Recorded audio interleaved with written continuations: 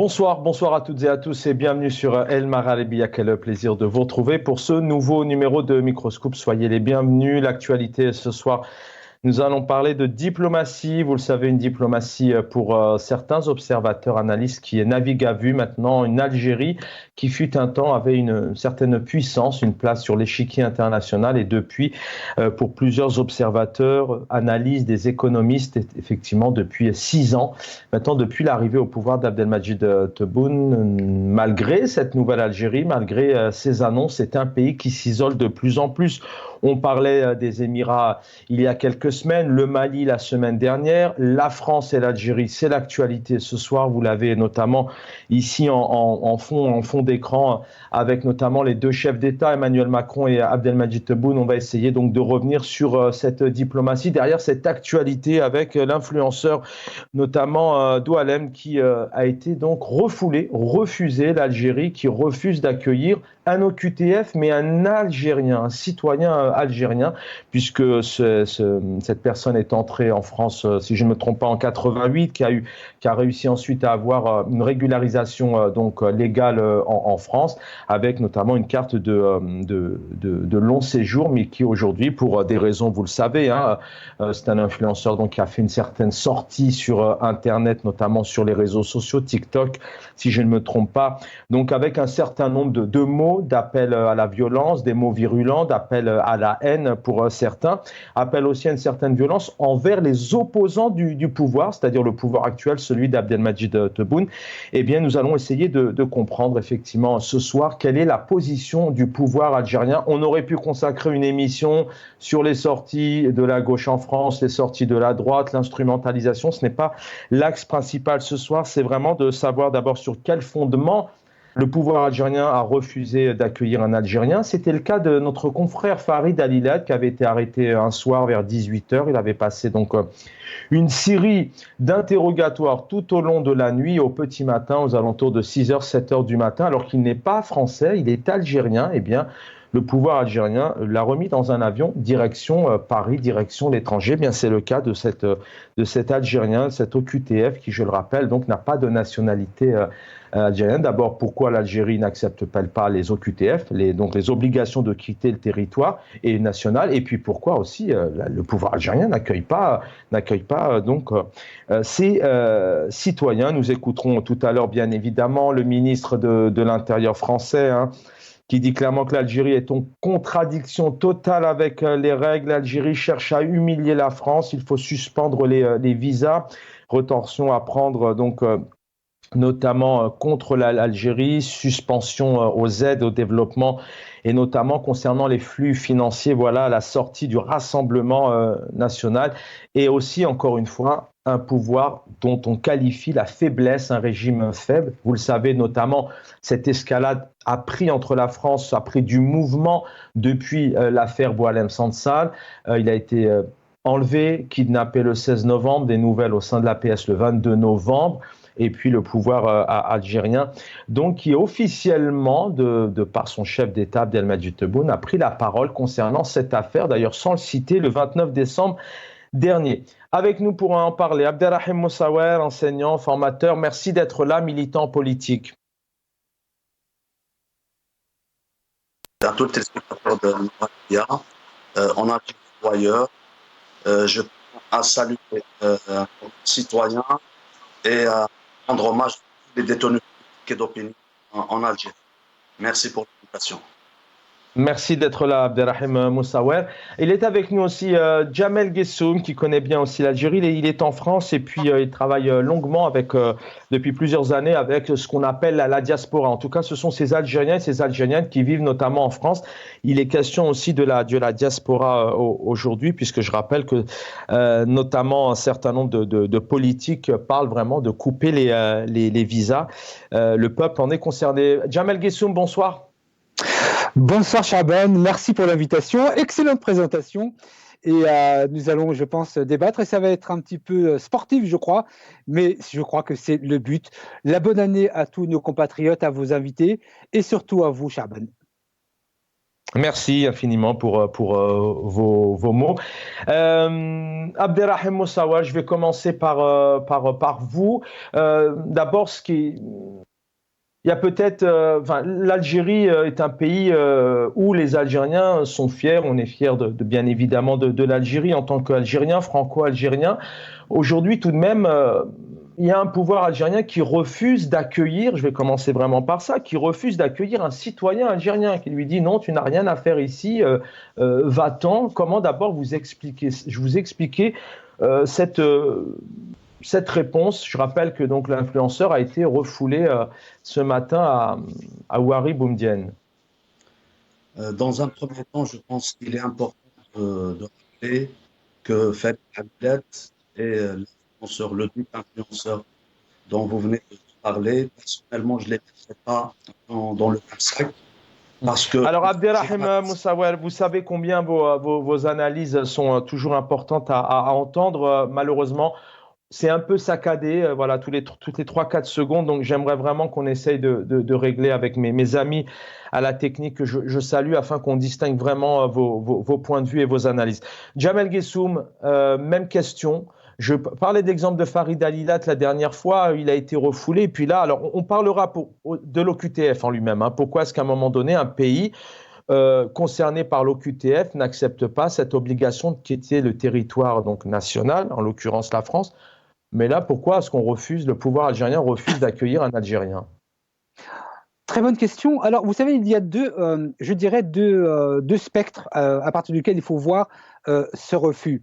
Le discours, je dirais, officiel en France, et notamment ceux des médias, c'est de dire que l'Algérie paye ses influenceurs comme étant un faire-valoir de la politique algérienne en France. D'abord, l'Algérie accepte et refuse qui elle veut sur son territoire, même s'il est algérien. Ça, c'est la première des choses. Et secondement, et je crois que c'est là le plus important, c'est qu'en refusant qu'il rentre sur le territoire algérien, c'est une façon de dire aux autorités françaises, bien sûr par rapport aux autorités algériennes, c'est de dire en finalité, vous dites qu'il travaille pour nous et qu'on le paye pour dire ce qu'il a à dire, eh bien on va vous le laisser. Et si effectivement c'est nous qui les payons pour faire ce type de discours, vous aurez tout le temps de poursuivre ce monsieur en justice et de vérifier qui commande son action. Et donc, en finalité, moi je comprends parfaitement le fait qu'il ait été refusé en Algérie. Je pense que si c'était un OQTF classique pour une personne qui n'a pas de papier, il n'y aura pas de problème. Mais comme le discours officiel et médiatique en France, c'est de dire qu'ils agissent sous commande de l'Algérie, c'est une façon pour les autorités algériennes, et c'est très très bien comme ça, c'est de dire aux Français, puisque vous le dites, gardez-le et haqqou ma'ah. Mais à vous entendre, c'est un peu, ça me fait penser un peu à une cour d'école. C'est vraiment peut-être se rabaisser quelque part en fonction de la décision de l'un et de l'autre, serait-ce que diplomatiquement parlant. Est-ce qu'à un moment donné, le pouvoir algérien, parce que là, on va évoquer bien évidemment les propositions faites, parce qu'on a quand même un ministre de l'Intérieur qui dit clairement qu'on n'a jamais atteint ce cap. Certains parlent des régimes affaiblis. Est-ce que la responsabilité en termes de diplomatie du pouvoir algérien, c'est peut-être d'accepter un OQTF, peut-être aussi de réagir autrement, déjà en amont, parce qu'on va en parler, en amont, on a peut-être aussi un régime algérien qui a participé à cette escalade, qui a peut-être donné le bâton pour se faire battre. Je suis d'accord.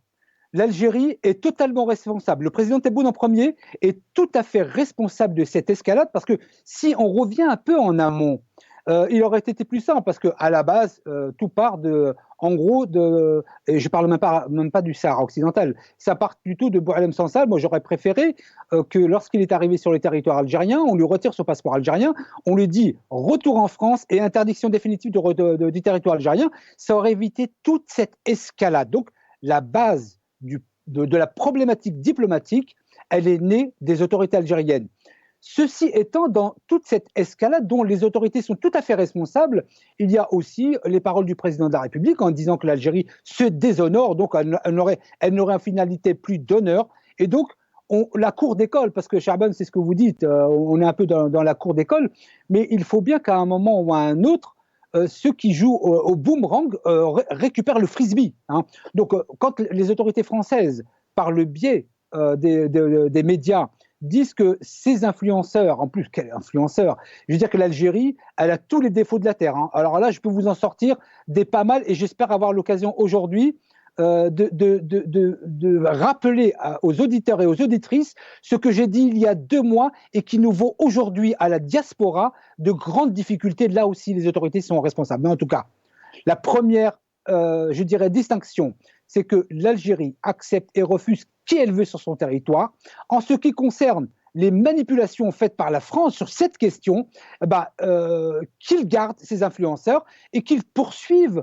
Il y a des procédures qui ont été engagées, à moins qu'il ait déjà été jugé. Là, ça sera autre chose. Mais qu'il continue cette procédure judiciaire jusqu'à savoir... Non, mais au-delà de ça, Abderrahim Moussaouel vient de nous rejoindre. Au-delà de ça, est-ce qu'on n'aurait pas imaginé... C'est pour ça que j'essaye vraiment de globaliser cette question pour savoir par qui sont gouvernés les Algériens et les Algériennes. Est-ce qu'au-delà de ça, par exemple, lorsqu'il y a eu cette affaire, entre guillemets, d'influenceurs, enfin d'Algériens et d'Algériennes, d'hommes et de femmes, donc qui sont amenés d'abord et qui ont été amenés, on les a entendus, à appeler une certaine haine, une certaine violence, à s'en prendre aussi à certains opposants du pouvoir actuel, c'est-à-dire actuellement au pouvoir, c'est les équipes du président Tebboune. Est-ce qu'on n'aurait pas pu imaginer avoir une conférence de presse, avoir un président ou une diplomatie algérienne, en peut-être d'abord de se dédouanant et en disant que ces gens-là ne représentent pas les Algériens et les Algériennes déjà d'une, de ne pas appeler justement à certaines violences et cette haine, vraiment à essayer d'avoir un message. Mais on a l'impression, alors je vais vous garder une minute là-dessus, on va retrouver Abderrahim, mais on a l'impression qu'en Algérie, c'est récurrent, un écrivain disparaît, un 16 novembre, on n'a pas de nouvelles. Le 22 novembre, on a un bout de tissu sur l'APS avec une certaine vulgarité. Le 29 décembre, le président qui prend la parole et puis qui parle d'abord d'un imposteur, on ne sait même pas de qui. C'est ça que je veux vous dire. Est-ce que derrière, il n'y a pas une responsabilité, une immaturité? Est-ce que le pouvoir algérien aurait pu s'y prendre autrement pour aujourd'hui avoir un climat apaisé et puis avoir une diplomatie? Chaque pays a besoin des uns et des autres. Excusez-moi pour la lenteur, mais... Oui, bien sûr. Alors, lorsque vous dites « j'ai l'impression que non », Chaban, ce ne sont pas des impressions. Nous avons des autorités complètement incompétentes sur la manière de communiquer la politique et la diplomatie qui est absolument effarante. Bien évidemment que cette question d'organiser une conférence de presse en posant les choses, comme vous l'avez dit, de manière claire, notamment sur ces pseudo-influenceurs, en disant qu'ils ne représentent pas l'Algérie. C'est ce que vous venez de dire, mais bien sûr que je suis d'accord avec vous.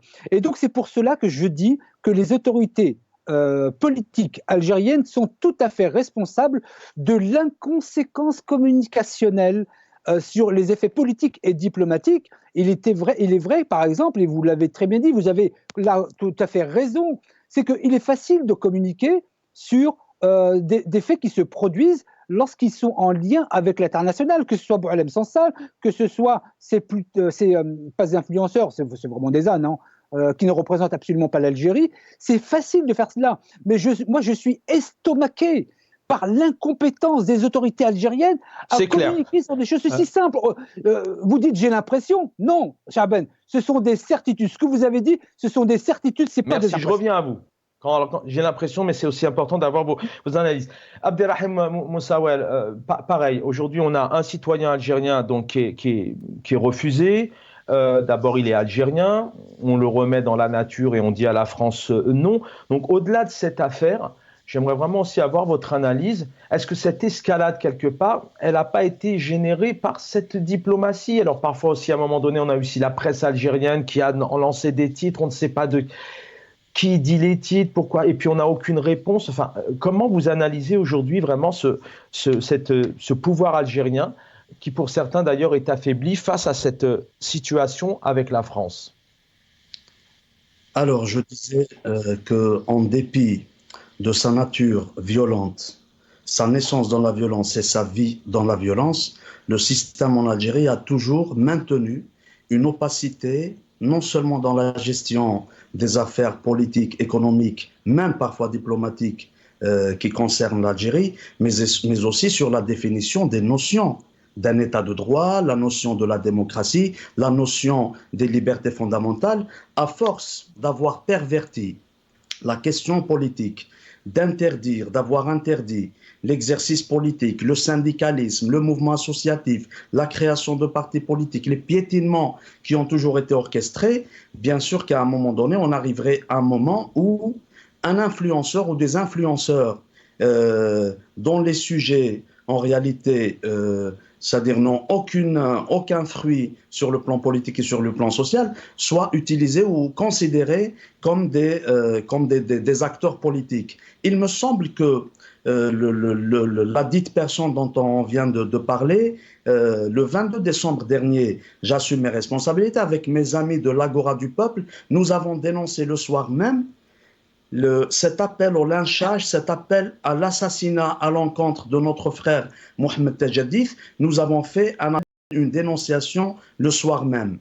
Et maintenant, c'est-à-dire partir en Algérie puis repartir directement, je pense que le pouvoir algérien montre une image à ceux et à celles qui le soutiennent par les insultes, par l'invective, de tout ce qui est pacifique, tout ce qui est combat démocratique, en leur disant, quand j'ai besoin de vous, je vous utilise, mais pour éviter de donner à notre système une image d'un système voyou, je vais vous refouler de l'aéroport. Ça, c'est un premier cas qui me semble très important à rappeler. La deuxième des choses, c'est que ça tombe à une période où le système global, c'est-à-dire les systèmes que l'on trouve qui gèrent ou qui ont la main mise sur, pas que l'Algérie, mais je parle du monde entier, je parle de tous les systèmes de gouvernance qui sont confrontés aujourd'hui à des réalités sociopolitiques qui s'appellent les soulèvements des peuples, qui s'appellent le réveil collectif des peuples.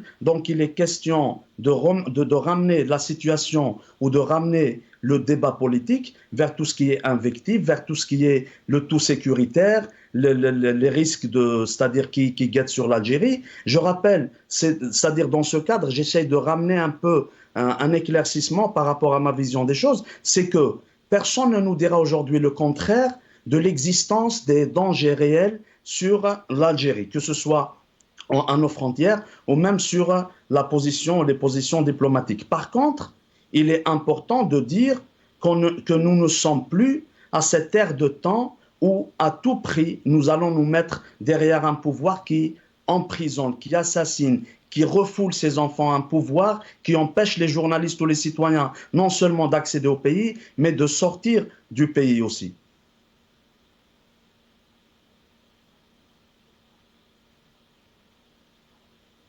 Avec le son, autant pour moi, c'est mieux. On va écouter une réaction notamment de la politique française. C'est le ministre de l'Intérieur, si je ne me trompe pas, et on se retrouve tout de suite après. La France ne peut pas supporter cette situation. Et je pense que, en gardant notre sang-froid, mais notre détermination à défendre nos intérêts, qu'on doit désormais évaluer tous les moyens qui sont à notre disposition, je dis bien tous les moyens qui sont à notre disposition vis-à-vis de l'Algérie. Vous envisagez des sanctions, ça veut dire quoi concrètement? Il y a un éventail de possibilités que je ne détaillerai pas ici, qui doivent être étudiées au plus haut niveau, bien sûr, gouvernement et président de la République. Mais je pense que là, l'Algérie est en train de franchir un cap. Je pense qu'on ne... L'Algérie est en train de franchir un cap. On pourra réécouter tout à l'heure Bruno Retailleau, ministre de l'Intérieur, mais messieurs, qui dit clairement qu'en 2023, 2 500 000 visas, donc c'est le premier pays donc, qui a donné autant de visas en une année, 2 500 000 visas, juste même devant l'Allemagne, dit-il. Il s'est exprimé aujourd'hui. Abderrahim Moussa, vous avez un peu de temps en moins de parole, mais Jamel Guessoum pourra répondre là-dessus aussi, puisque la diaspora aussi, c'est quelque chose que vous connaissez. Ce pouvoir, ce régime en place aussi peut-être d'avoir une responsabilité, parce que c'est la question qui se pose ce soir. Est-ce qu'à un moment donné, c'est aussi être amené à qu'en est-il de la protection des Algériens et des Algériennes qui vivent en France? Il s'agit de la France aujourd'hui, et puis ces visas aujourd'hui, parce que d'avoir peut-être un tel comportement, une telle stratégie de communication depuis des mois, une telle stratégie de fermeté, à ne pas répondre, à ne pas réagir alors qu'on a un homme qui a disparu pendant une semaine, d'avoir des mots virulents, ne pas ouvrir les médias aussi et les partis politiques, parce que sur une affaire comme celle-là, on aurait aimé avoir des médias en Algérie qui pourraient s'exprimer. Abderrahim Mossawad, donc derrière cette escalade, ce comportement de cette diplomatie algérienne, les visas, ça concerne les Algériens et les Algériennes. Les Algériens souffrent aussi peut-être aujourd'hui, seront encore mal vus en France. Votre réaction de l'irresponsabilité peut-être du pouvoir? Que la responsabilité peut avoir lieu d'un côté, sans oublier de pointer du doigt l'irresponsabilité du gouvernement français, mais aussi du système en France. En Algérie, nous n'arrêterons jamais de dénoncer cette opacité dans la gestion des affaires. D'ailleurs, l'affaire Boualem Sansal, on explique, c'est-à-dire certains éléments dans la façon de son arrestation. Le pouvoir algérien, après avoir mis en place un article de loi, le 87 bis, essaye aujourd'hui de coller, c'est-à-dire toutes les étiquettes d'une tentative de changement démocratique pacifique en Algérie, c'est-à-dire de les mettre dans le tiroir de l'article 87 bis, y compris bien sûr les questions sécuritaires, Boualem Sansal, et on a bien sûr d'autres exemples, sans oublier de rappeler aussi que dans un état de droit, dans un pays soucieux de faire respecter ses frontières, de faire respecter son élan géographique, historique, les propos qui ont été tenus par Boualem Sansal ne restent pas non condamnables. Par contre, si je reviens à ce qu'on vient d'écouter concernant Retailleau, le ministre de l'Intérieur français, j'ai été invité le 25 août 2022, c'était suite à la visite d'Emmanuel Macron en Algérie, où j'avais personnellement dénoncé une lettre qui a été rédigée à l'endroit d'Emmanuel Macron par des opposants algériens en l'exhortant de parler de la question des droits et des libertés fondamentales en Algérie. J'avais bien dit que Emmanuel Macron et son gouvernement ne sont pas le bon exemple pour parler de la liberté et de la démocratie en Algérie. D'ailleurs, nous voyons aujourd'hui, il y a quelques jours de cela seulement, il y a eu une sorte de recyclage d'anciens hommes politiques et femmes politiques en France pour reconstituer un gouvernement. Depuis des années, nous rappelons aussi, nous n'avons pas cessé de rappeler que ces clins d'œil qui sont faits par le gouvernement français à l'extrême droite constituent un de ses objectifs, celui de titiller c'est-à-dire cette sensibilité liée directement à la nostalgie de l'Algérie française. Mais là, vous en conviendrez, Abderrahim Mossawad, vous en conviendrez que là, on est en train de... Enfin, moi qui suis un peu tout de même ce qui se passe en France depuis des années, on a vraiment dépassé, alors là c'est vrai, enfin je répète l'expression, c'est vraiment se donner le grand bâton, la perche pour se faire battre, parce que là avec cette situation, on n'a jamais entendu un ministre dire on stoppe les visas, suspension des aides au développement, les flux financiers, aujourd'hui avec ces réactions, avec peut-être cette diplomatie qui n'est pas à la hauteur, cette diplomatie qui n'arrive pas à gérer ces dossiers. Bon, bah là, c'est clair, c'est vraiment, les sorties, elles sont claires. On n'aurait peut-être pas eu ces sorties-là d'un ministre de l'Intérieur. Quels que soient les propos, les interventions des uns et des autres, de part et d'autre, il faut savoir que le régime algérien s'est toujours basé sur cette question de l'histoire, la sensibilité envers la France, pour nous sortir toujours l'idée du patriotisme pour le peuple, etc. Et de l'autre côté de la Méditerranée, un gouvernement français surtout, notamment ces dernières décennies, qui a commencé à remettre sur la table cette question de l'Algérie, ces accords bilatéraux entre l'Algérie et la France. Mais moi, je suis profondément convaincu, cher Chaban, je suis profondément convaincu que si la crise que Aït Ahmed avait qualifié de tourbillon dans un verre d'eau, si cette crise n'avait pas existé, je suis sûr et certain que les deux régimes algériens et français l'auraient inventé, parce que ces outrances langagières, cette crise préfabriquée, elle donne de l'eau au moulin et du pouvoir algérien et du régime français. Merci. On écoute Bruno Retailleau, ministre de l'Intérieur. 25% du total des visas que délivre toute l'Union européenne. C'est nous les premiers. En 2023, c'était 2 500 000 visas. Pour vous donner un exemple, l'Allemagne, qui est juste derrière nous c'est 2,5 millions, l'Allemagne c'est 1,4 million, 1,5 million. Donc pratiquement 1 million de différence. Et je pense que ça c'est important parce que beaucoup utilisent notamment des visas de court séjour. Jamel Guessoum est avec nous. Jamel Guessoum, la France a besoin de l'Algérie, l'Algérie a besoin de la France. On est à une période actuellement où les États du monde entier sont en train de faire alliance en fonction de leur stratégie pour le développement de leur pays. Donc leurs citoyens, leurs citoyennes, on sait combien les citoyens et les citoyennes ont besoin de voyager, ont besoin aussi d'aller voir ce qui se passe de l'autre côté, aussi de venir dans leur pays. C'est ça les échanges aujourd'hui, les talents, l'économie, la science, la technologie. Comment vous c'est la même question que je posais tout à l'heure. Y a-t-il pas quelque part aussi une irresponsabilité et puis quid de la protection? Des Algériens sont en France, des Algériennes sont en France. Cette période-là est en train, malheureusement, encore une fois, de donner une certaine image de l'Algérie.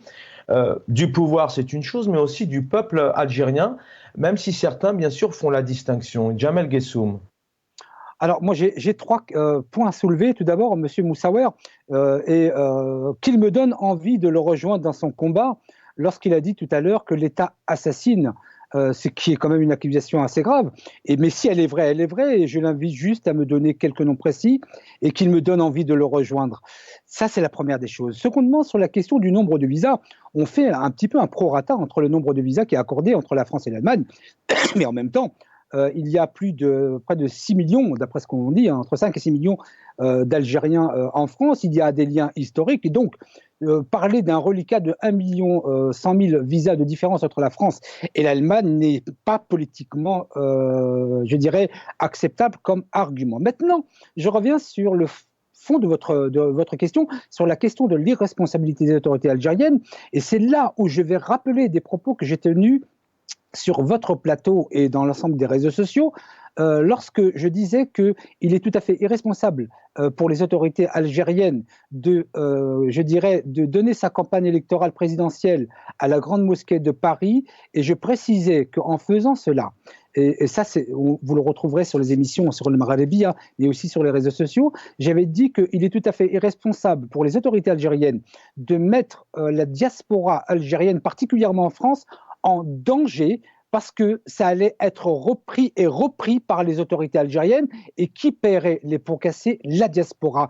Je l'ai dit il y a un peu plus de 2 mois sur votre plateau, il s'avère aujourd'hui que c'est tout à fait exact et que c'est cela qui se passe. Donc, je pointe là l'irresponsabilité totale des autorités algériennes. Mais il est conscient, Jamel Guessoum, il est conscient selon vous, parce qu'on a cette question aussi aujourd'hui, on parle d'un pouvoir ou un régime qui est au pied du mur, parfois avec un peu d'humour, mais c'est rare.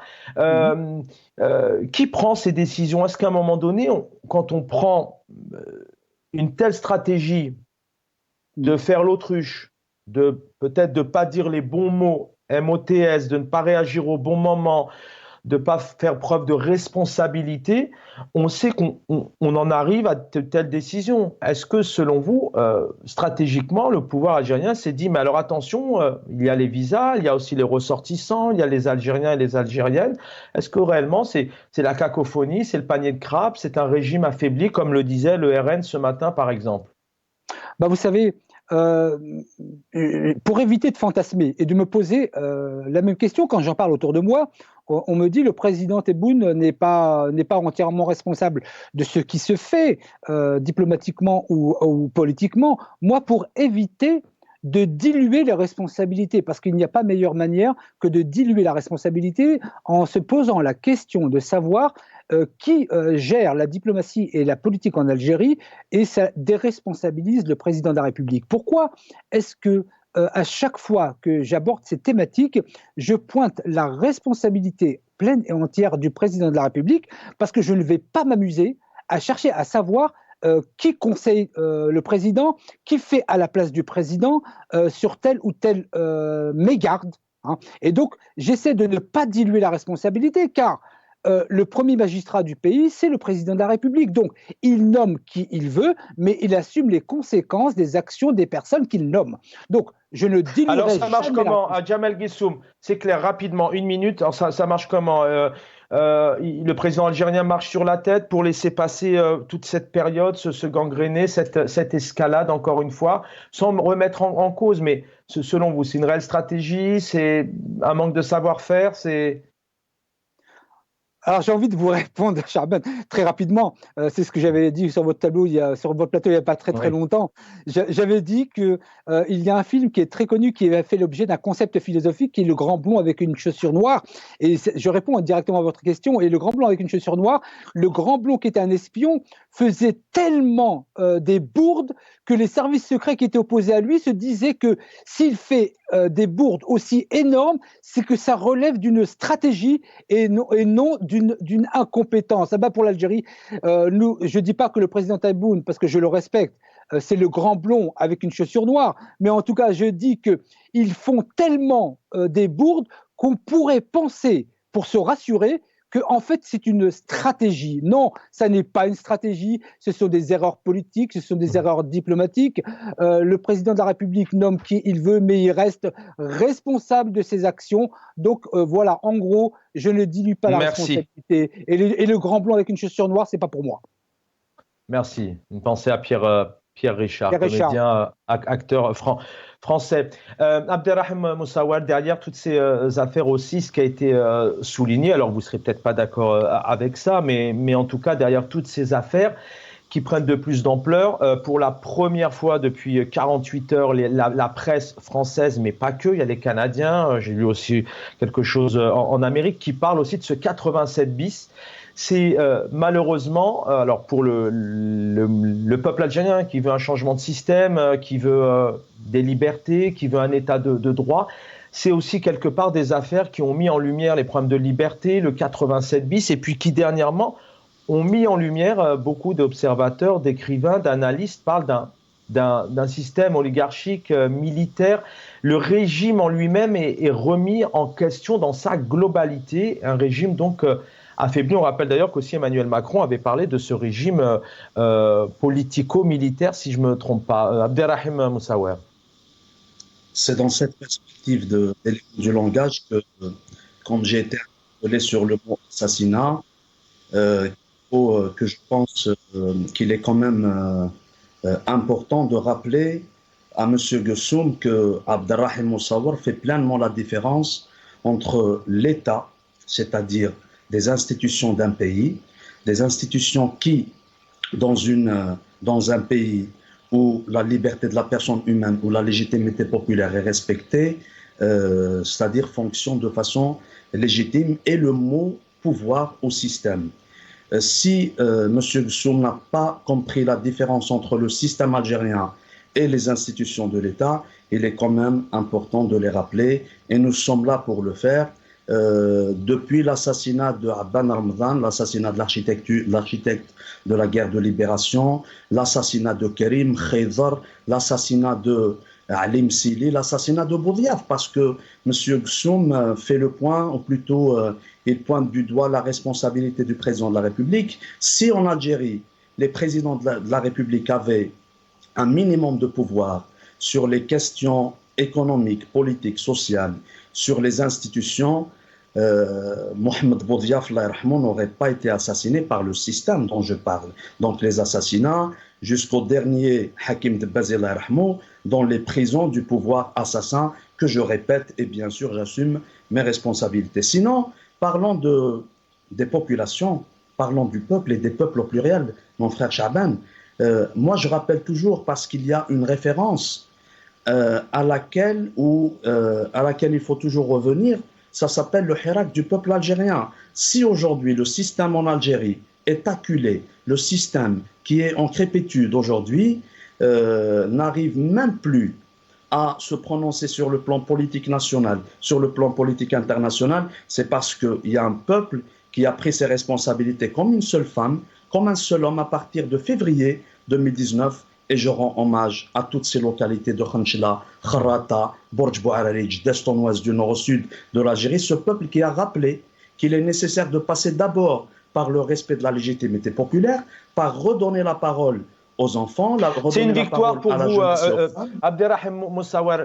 Merci de nous rappeler ces éléments, mais pour vous, quelque part, c'est comme ça aussi que le peuple, comme il le souhaite, veut avancer. C'est-à-dire que derrière ces affaires, derrière aussi...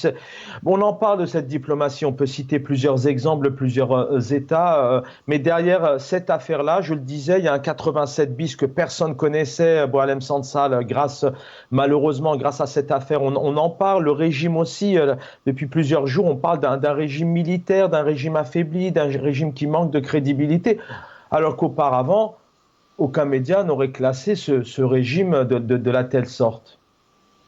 Le peuple algérien a déjà donné son verdict par rapport à la nature de ce système qui nous gouverne, avec ses lois, avec ses constitutions qui viennent les unes après les autres, des constitutions antisociales, antipopulaires, des constitutions antinationales, à tel point que les enfants d'Algérie dans la diaspora se font menacer par des pseudo-influenceurs, par des pseudo-militants. Le peuple algérien a déjà donné son verdict à travers le Hirak en qualifiant ce système d'incompétent, ce système d'irresponsable, ce système de celui qui a confisqué la véritable indépendance. Les aspirations diplomatiques ont été données même également par le peuple algérien en 2019 en signifiant au monde entier, en tout pacifisme, que s'il y a un interlocuteur légitime en Algérie, ça s'appelle le peuple algérien. Et tous ces systèmes, tous ces gouvernements, tous ces présidents qui sont mis en façade ne reflètent aucunement sa légitimité et sa souveraineté. Merci, messieurs, merci. Alors, on vient d'être rejoint pour quelques petites minutes rapidement, je crois, par Ali Aïdjoudi. Bonsoir, président de Riposte International. Ali Djoudi, la question ce soir, bien évidemment, la France a besoin d'Algérie, l'Algérie a besoin de la France. Les sorties françaises sont certainement ou pas assumées par la France, mais ce qui nous intéresse ce soir, c'est le rôle de la diplomatie du pouvoir algérien dans ses réactions, refus d'accueillir un citoyen algérien, au QTF ou pas, en tout cas c'est un citoyen algérien, et puis est-ce que le pouvoir algérien, quelque part, de par ses silences, de par ses sorties dans la presse, on ne sait pas trop qui, parfois vulgaires, virulentes, pas de sortie officielle, des choses comme ça maintenant qui détermine une diplomatie qui navigue peut-être à vue. Comment vous analysez les choses de l'autre côté de la Méditerranée, c'est-à-dire à Alger? Écoutez, d'abord, bonsoir aux téléspectateurs, bonsoir à tes invités. Moi, je pense que la diplomatie est hors jeu ces derniers temps, malheureusement, de part et d'autre. Les propos de M. Macron étaient violents parce qu'à travers le mot Algérie, c'était le peuple qui est concerné. Malheureusement, ce régime qui ne représente pas ce peuple. Parce que Emmanuel Macron, quelque part, alors encore une fois, on essaye d'analyser, mais il y a eu des mains tendues tout de même. Alors il y a des positions effectivement qui ont été prises vis-à-vis d'un certain nombre de dossiers, mais est-ce que l'Algérie devait en arriver vraiment là avec de telles sorties et de tels éléments de réponse, notamment sur Sansal entre autres, sur cette OQTF entre autres, etc. Oui, écoute, j'allais continuer dans ce sens. Merci. Si les propos de M. Macron étaient violents, en contrepartie, il a en face une diplomatie pratiquement passive, une diplomatie amateur, des diplomates qui n'ont aucune culture diplomatique. Des responsables irresponsables qui n'ont aucune culture politique.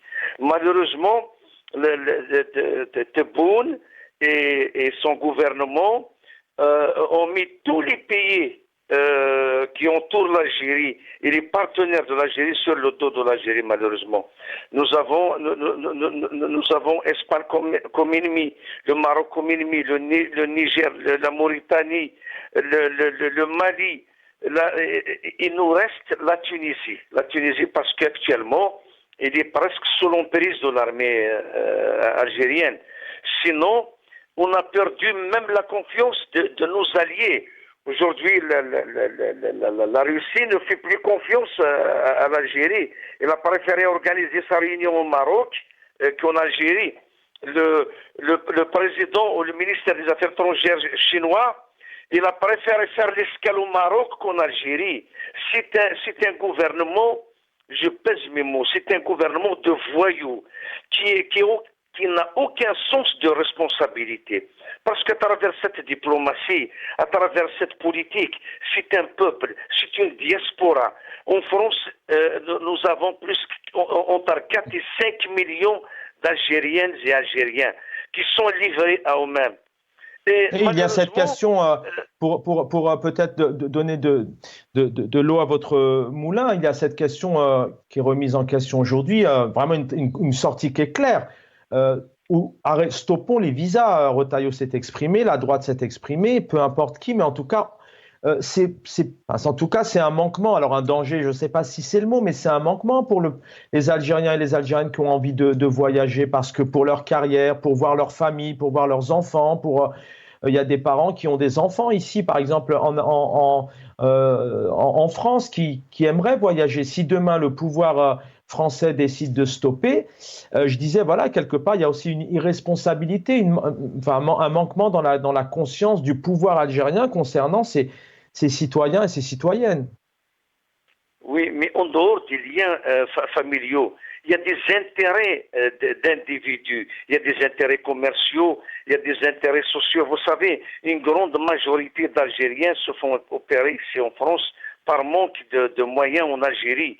Aujourd'hui, si on prend l'exemple de la Kabylie, chaque mois, chaque jour que Dieu fait, il y a une collecte d'argent pour envoyer les malades se soigner, se faire opérer ici en France parce que les hôpitaux algériens ne répondent plus aux besoins de la population.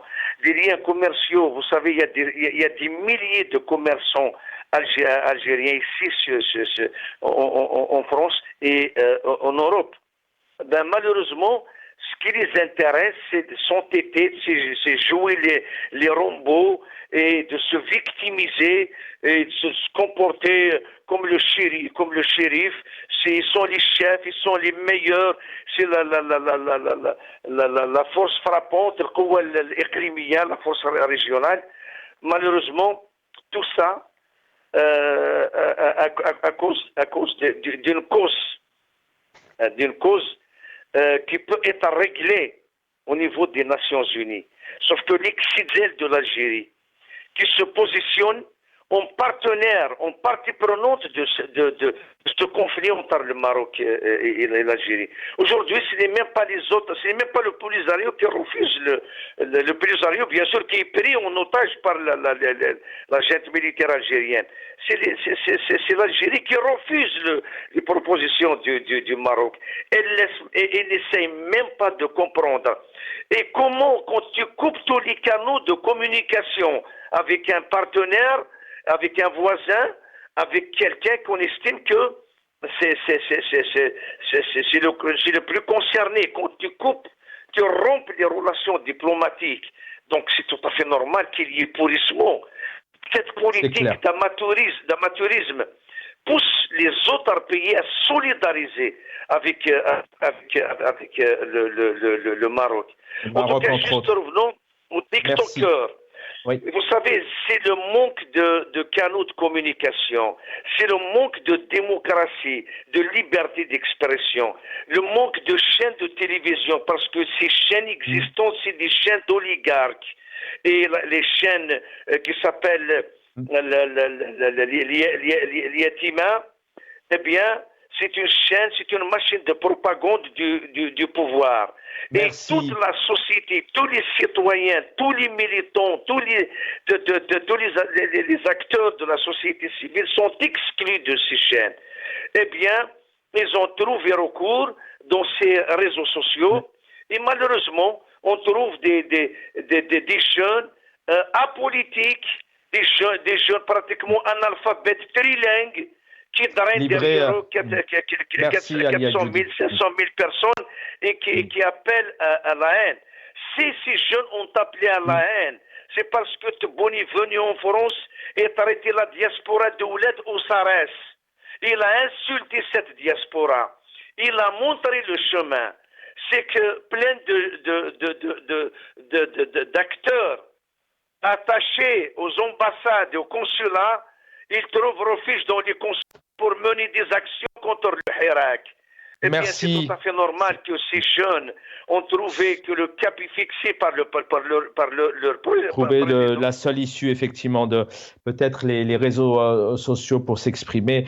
Voilà, nous sommes revenus donc notamment sur le refus du pouvoir d'Alger d'accueillir donc ce TikToker donc au QTF aujourd'hui. Abderrahim Moussawar, merci infiniment. Jamel Guessou, merci infiniment pour votre présence. Ali Adjoudi était avec nous, la régie, les équipes techniques, merci. Normalement, dans quelques instants, Jamaldine Benchenouf. Et vous avez rendez-vous avec Salim Salhi sur El Omr, si je ne me trompe pas. Bonne soirée à tous, prenez soin de vous.